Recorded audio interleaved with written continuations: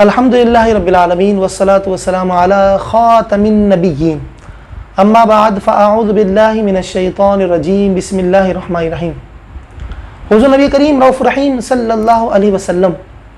سب سے پہلے اور سب سے آخری نبی ہیں۔ پہلے اس معنوں میں کہ جیسے کہ حدیث مبارکہ میں نبی کریم صلی اللہ علیہ وسلم نے ارشاد فرمایا کہ اولو ما خلق اللہ نوری او کما قال صلی اللہ علیہ وسلم، کہ سب سے پہلے اللہ رب العزت نے حضور نبی کریم صلی اللہ علیہ وسلم کے نور کو تخلیق فرمایا کہ جب نہ زمین تھی، نہ آسمان، نہ چاند تھا، نہ سورج، نہ یہ ستارے تھے، کچھ نہ تھا، سب سے پہلے اول ما خلق اللہ نوری۔ نبی کریم صلی اللہ علیہ وسلم ارشاد فرمانے کہ سب سے پہلے اللہ رب العزت نے میرے نور کو تخلیق فرمایا۔ اور آخر اس معنوں میں کہ حضور نبی کریم صلی اللہ علیہ وسلم بعثت کے اعتبار سے دنیا میں سب سے آخر میں تشریف لائے۔ تمام انبیاء کے بعد آپ صلی اللہ علیہ وسلم کی دنیا میں تشریف آوری ہوئی، اور پھر آپ صلی اللہ علیہ وسلم کو اللہ رب العزت نے خاتم النبیین فرمایا، جیسے کہ سورۃ الاحزاب کی بڑی مشہور آیت مبارکہ اکثر ہم نے سماعت کی ہے۔ بسم اللہ الرحمن الرحیم، ما كان محمد ابا احد من رجالكم ولكن رسول الله وخاتم النبیین، یعنی محمد صلی اللہ علیہ وآلہ وسلم تمہارے مردوں میں سے کسی کے باپ نہیں، ولکن رسول اللہ، لیکن وہ اللہ کے رسول ہیں، وخاتم النبیین،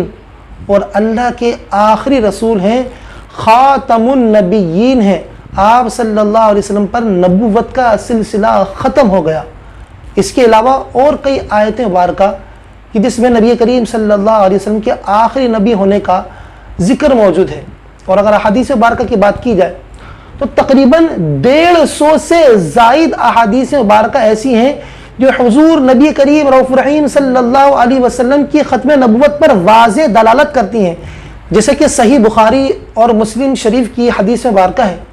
سیدنا ابو ہریرہ رضی اللہ تعالیٰ عنہ بیان کرتے ہیں کہ رسول کریم رؤوف رحیم صلی اللہ تعالیٰ علیہ وآلہ وسلم نے ارشاد فرمایا کہ میری اور مجھ سے پہلے انبیاء کرام علیہ السلام کی مثال گویا کہ ایسی ہے، حدیث کا مفہوم آپ کے سامنے پیش کر رہا ہوں، کہ جیسے کہ کسی شخص نے ایک بڑی حسین و جمیل عمارت بنائی اور اس کے کونے میں ایک اینٹ کی جگہ چھوڑ دی۔ لوگ آتے ہیں، اس عمارت کو دیکھتے ہیں، گھومتے پھرتے ہیں اور بڑے تعجب سے کہتے ہیں کہ اس نے یہ ایک اینٹ کی جگہ کیوں چھوڑ دی، یہ ایک اینٹ بھی لگا دے تو عمارت مکمل ہو جاتی۔ پھر نبی کریم رؤوف رحیم صلی اللہ تعالی علیہ وآلہ وسلم نے ارشاد فرمایا کہ قصر نبوت کی وہ اینٹ میں ہوں اور میں خاتم النبیین ہوں۔ اسی طرح مسلم شریف کی حدیث مبارکہ ہے، اور جو ہے ابو داؤد ترمذی شریف میں بھی حدیث مبارکہ موجود ہے کہ نبی کریم رؤوف رحیم صلی اللہ علیہ وسلم کے ارشاد کا مفہوم ہے کہ عن قریب میری امت میں 30 کذاب ہوں گے، یعنی جھوٹے ہوں گے، جن میں سے ہر ایک کا گمان ہے کہ وہ نبی ہے، جبکہ انا خاتم النبیین، نبی کریم صلی اللہ علیہ وسلم ارشاد فرمایا جبکہ میں خاتم النبیین ہوں، میرے بعد کوئی نبی نہیں ہوگا۔ اسی طرح ایک اور حدیث مبارکہ، یہ بھی بخاری اور مسلم شریف کی حدیث مبارکہ ہے کہ سعد بن ابی وقاص رضی اللہ تعالیٰ عنہ بیان کرتے ہیں کہ نبی کریم صلی اللہ علیہ وسلم نے حضرت علی رضی اللہ تعالیٰ عنہ سے فرمایا کہ اے علی، تم میرے لیے ایسے ہو جیسے موسیٰ علیہ السلام کے لیے ہارون علیہ السلام تھے، مگر میرے بعد کوئی نبی نہیں ہوگا۔ یہ تو صرف میں نے 3 حدیث مبارکہ آپ کے سامنے پیش کی ہیں جو کہ بخاری مسلم اور کئی مشہور حدیثی کتابوں میں موجود ہیں، کہ 150 سے زائد حدیث مبارکہ ایسی ہیں جو کہ حضور صلی اللہ علیہ وسلم کے خاتم النبیین ہونے کو واضح کرتی ہیں۔ ان تمام حدیث مبارکہ اور پھر بالخصوص قرآن کریم کی سورۃ الاحزاب کی آیت نمبر 40 سے حضور صلی اللہ تعالی علیہ وسلم کے خاتم النبیین ہونے کا واضح معلوم ہوتا ہے۔ اب بھی اگر کوئی شخص حضور نبی کریم صلی اللہ تعالی علیہ وآلہ وسلم کے بعد نبوت ملنی جائز مانے، یا پھر جو ہے یہ بات سمجھے کہ حضور نبی کریم صلی اللہ تعالی علیہ وآلہ وسلم کے بعد کوئی نبی ہو سکتا ہے، تو ایسا شخص کافر ہے حضور صلی اللہ تعالی علیہ وآلہ وسلم کے زمانے میں یا قیامت تا قیامت تک کوئی نیا نبی نہیں ہو سکتا جو یہ عقیدہ رکھے گا ایسا شخص کافر ہے، دارِ اسلام سے خارج ہے۔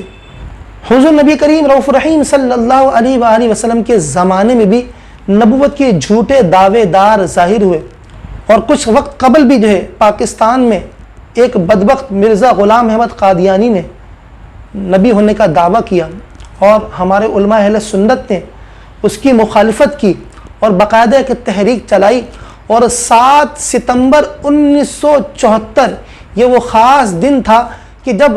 مولانا شاہ احمد نورانی رحمۃ اللہ تعالی علیہ نے قادیانیوں کے کافر ہونے کے حوالے سے ایک قرارداد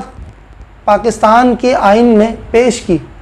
اور وہ منظور ہوئی، اور پاکستانی آئین کے مطابق قادیانی کافر ٹھہرائے گئے۔ یہ پاکستان کا آئین، پاکستان کا قانون ہے کہ قادیانی کافر ہیں، اور پاکستانی قانون کے مطابق یہ نہ مسلمانوں کی طرح تبلیغ دین کر سکتے ہیں، نہ مسلمانوں کی طرح یہ مساجد بنا سکتے ہیں، نہ مسلمانوں کی طرح یہ نام رکھ سکتے ہیں۔ تو ہمیں چاہیے ان قادیانیوں، ان بدبختوں سے دور رہیں، اور ہمیں ختم نبوت کی نزاکت کو سمجھنا چاہیے۔ جب پاکستانی قانون کے مطابق یہ کافر ہیں تو ہمیں انہیں کافر ہی کہنا چاہیے، اور ان سے ہمیں دور رہنا چاہیے۔ یہ ختم نبوت کا مسئلہ بہت اہم مسئلہ اور بہت نازک مسئلہ ہے۔ ہمیں چاہیے کہ ہم ختم نبوت کی حساسیت کو سمجھیں، اور جیسا کہ اللہ رب العزت نے واضح طور پر حضور نبی کریم رؤوف رحیم صلی اللہ تعالی علیہ وسلم کو خاتم النبیین ارشاد فرما دیا، اور سورۃ الاحزاب کی آیت نمبر 40 میں یہ بات واضح ہو گئی کہ حضور صلی اللہ علیہ وسلم خاتم النبیین ہیں، آپ کے بعد کوئی نبی نہیں ہو سکتا۔ اگر کوئی اس کے خلاف بات کرے تو ہمیں چاہیے کہ ہم اس کی مخالفت کریں۔ اللہ رب العزت کی بارگاہ دعا ہے کہ اللہ تبارک و تعالی ہمیں قرآن و حدیث کے احکامات کو سمجھنے کی توفیق عطا فرمائے۔ وما علیہ الا البلاغ المبین۔